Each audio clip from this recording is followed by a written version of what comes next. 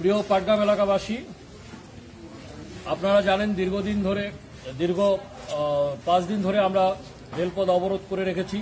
আমাদের প্রাণের দাবি বুড়িমারি এক্সপ্রেস ট্রেনটি বাস্তবায়নের লক্ষ্যে আমরা গত 21 তারিখ ভোর 6টা থেকে আমরা রেলপথ অবরোধ করেছি।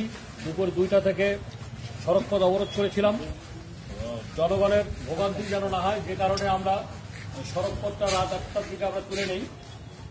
তো আমরা সড়কপথ অবরোধ তুলে নেওয়ার সময় কিন্তু আলটিমেটাম দিয়েছিলাম যে আগামী 1 সপ্তাহের মধ্যে যদি আগামী 27 এপ্রিলের মধ্যে যদি আমরা ট্রেন না পাই, আমাদের কাঙ্ক্ষিত ট্রেনটি বুড়িমারি এক্সপ্রেস যদি আমরা না পাই, তাহলে আমরা পুনরায় সড়কপথ অবরোধ করব, যেটা ইনশাআল্লাহ আমরা আগামী 28 তারিখ থেকে সড়কপথ অবরোধ শুরু করছি।